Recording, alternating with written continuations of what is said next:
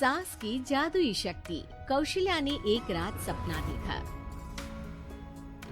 कौशल्या राजपूत, तुमने किए हैं जीवन में अच्छे अच्छे कर्म, इसलिए अब से जब तुम चाहो गायब हो सकती हो, जिसके लिए तुमको सिर्फ चुटकी बजानी होगी और चुटकी बजाते ही तुम गायब। बस एक बात का ध्यान रखना, जहाँ तुमने कोई गलत काम किया तुमसे ये शक्ति वापस ले ली जाएगी। कौशल्या की नींद टूट जाती है। ये कैसा सपना था, गायब हो जाऊंगी मतलब?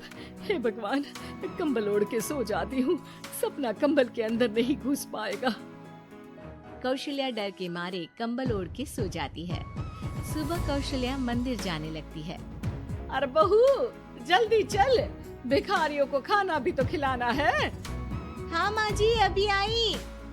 आज तो खीर और पूरी बने हैं, सब खुश हो जाएंगे। दोनों सास बहू कार से खाने का सामान लेकर मंदिर पहुँचते हैं और भगवान की आराधना के बाद मंदिर के बाहर बैठे भिखारियों को खाना खिलाने लगते हैं। दीदी, आप हर हफ्ते आते हो, इतना सारा करते हो हम लोगों के लिए। मैं आपके लिए रोज अलग से दुआ मांगता हूँ। ये तो फर्ज है हमारा। दीदी, थोड़ी पैसों की मदद हो जाती तो अच्छा होता। बड़े चौराहे पे मेरी बीवी भीख मांगती है, उसका इलाज करवाना है, 100-200 रुपए लग जाएंगे। कौशल्या उसी वक्त भिखारी को 500 का नोट दे देती है और दोनों सास बहू वहाँ से लौटने लगती हैं। तभी कौशल्या को कोई शंका होती है। अब बहू रुक, तो मैं अभी आई। कौशल्या वापस वहीं जाती है तो देखती है कि भिखारी वहाँ है ही नहीं। कौशल्या को रात का सपना याद आता है। वो चुटकी बजा के गायब हो जाती है और सीधे भिखारी के पास पहुँचती है, पर भिखारी को वो दिखाई नहीं देती। कौशल्या देखती है कि भिखारी उन पैसों से शराब खरीद रहा है और कौशल्या उसे वहीं एक चाटा मारती है। अरे कौन है बे? एक और चाटा पड़ता है। अरे कौन है? कौन है? हिम्मत है तो सामने आओ। भिखारी को झूठ बोलने पर तड़ातड़ चाटे पड़ते हैं। वो वहाँ से भाग खड़ा होता है। कौशल्या चुटकी बजा के वापस बहू के पास आ जाती है और मन ही मन सोचती है, ऐसे तो मैं कितने गलत काम रोक सकती हूँ, कितनी ताकतवर हूँ मैं, किसी को पता भी नहीं चलेगा। सासू माँ, आप क्या सोच रही हो? अब कुछ नहीं, कुछ भी तो नहीं।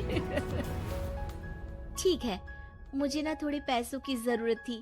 मेरे कजिन भाई है ना, उनकी तबीयत थोड़ी इधर उधर हो रही है। वो तो खुद से नहीं कहेंगे कि पैसे दे दो, पर बहन होने के नाते मेरा तो फर्ज बनता है ना कि भाई की मदद करूं। अरे हाँ हाँ, ले जाना पैसे। पैसे इसीलिए तो कमाते हैं कि जरूरत में काम आ सके।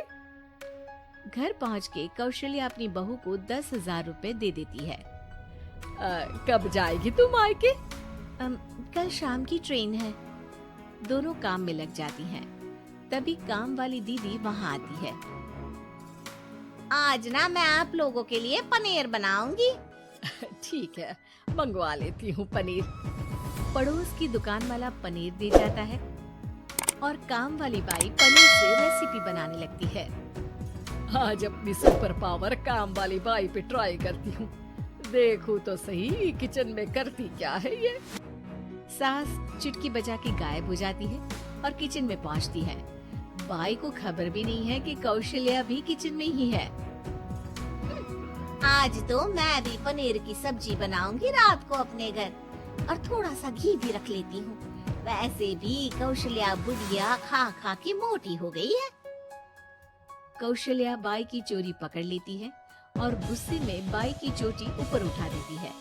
बाई को समझ भी नहीं आता कि उसकी चोटी खड़ी कैसे होगी। वो डर के मारे चीख पड़ती है। बहू भागते हुए किचन में आती है। अरे क्या हुआ? ये तुम्हारी चोटी खड़ी कैसे है? करंट लग गया है क्या?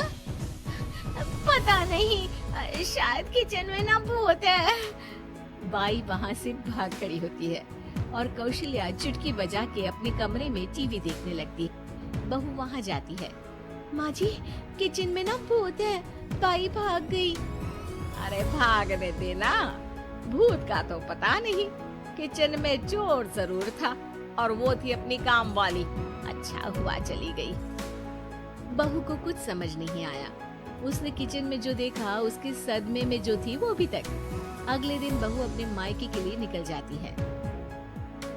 कहीं भिखारी और काम वाली की तरह बहू भी तो मुझे धोखा नहीं दे रही। अरे कहीं वो पैसे ले जाके शॉपिंग तो नहीं करने वाली ना। अभी पता लगाती हूँ मुझसे कुछ छिपा है भला। जैसे भगवान सब देख रहा है वैसे ही मैं भी सब देख रही हूँ। सास को अपनी शक्ति पर घमंड आ गया था।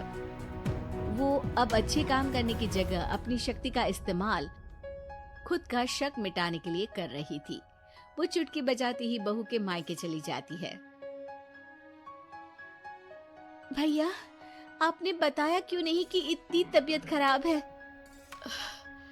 अरे तेरी सास बूढ़ी हो गई है, इतना भला काम करती है, उनकी मदद कौन करता है? यहाँ तो और भी लोग हैं ना। भैया मेरे पास कुछ पैसे हैं, आप दूसरे डॉक्टर को दिखा दीजिए ना। अरे मुझे लगता है कि मेरा टाइम आ गया है, मुझे जाना होगा। कमरे में भाई की आत्मा को लेने यमदूत आ चुके थे। कौशल्या भले ही किसी को नहीं दिख रही थी, पर यमदूत ने उसे देख लिया। यही आत्मा है शायद, परछाई दिख रही है, पहले ही तैयार खड़ी है। अरे आप कौन हो? यमराज का नाम सुना है? हैं? आप यमराज हो क्या? नहीं, हम उनके यहाँ जॉब करते हैं, आत्मा उठा के ले जाते हैं डिलीवरी वाले। चलो अब तुम्हारा टाइम पूरा हो गया। अरे आप शायद ना वो बिस्तर पर पड़े आदमी की आत्मा को लेने आए हो। मैं तो बस यहाँ देखने आई थी कि मेरी बहू कहीं मुझसे पैसे लेकर शॉपिंग करने तो नहीं चली गई ना। मतलब तुम्हारे पास शक्ति है गायब होने वाली? हाँ, तुम ऐसे तुच्छ काम में उपयोग कर रही हो ऐसी दिव्य शक्ति का। अब तो तुमको ही लेके जाऊंगा। अरे नहीं नहीं, कल मुझे किटी पार्टी में भी तो जाना है। अब नरक में ही करना किटी पार्टी। नहीं नहीं नहीं। 3 बार नहीं क्यों बोल रही हो? टीवी सीरियल चल रहा है क्या एकता कपूर का? अरे प्लीज मुझे जाने दो। आप तो उस बीमार आदमी की आत्मा को लेने आए थे ना। गलत डिलीवरी करोगे तो यमराज डांटेगा ना। बात तो सही कर रही हो, पर हमको उस पे दया आ गई। अभी उसकी उम्र ही क्या है, पर कुछ तो लेके जाना पड़ेगा ना। एक काम करो, अपनी शक्ति दे दो, गायब होने वाली है। अरे क्यों? तुम पृथ्वी लोक का भ्रष्टाचार रोक सकती थी, चोरी रोक सकती थी, अरे कोरोना रोक सकती थी, पर तुमने अपनी बहू की जासूसी करना शुरू कर दिया। अरे लेकिन किंतु परंतु। यमदूत सास की शक्ति लेके वापस चले जाते हैं। कौशल्या की परछाई हवा से नीचे गिरती है और जमीन पे आते आते कौशल्या का शरीर सामने आ जाता है। अरे लग गई, कितने ऊपर से फेंका। माँ जी, आप यहाँ ऊपर से कैसे गिरी? अरे समदन जी, आप अचानक कमरे में। सब घबरा जाते हैं। सास बहू को सारी बात बता देती है। ये लो आपके 10,000 रुपए। आपको मुझ पे इतना भी भरोसा नहीं है? अरे बहन, मुझे दर्द नहीं हो रहा है, अचानक से सब अच्छा होने लगा है। अरे तो फिर बिस्तर से उठ जाओ और मुझे लेटने दो। गिरी हूँ ऊपर से तो पूरा बदन दुख रहा है। भाई को तो यमदूत ठीक करके जाते हैं, पर कौशल्या देवी दर्द के मारे बिस्तर पर आ जाती है।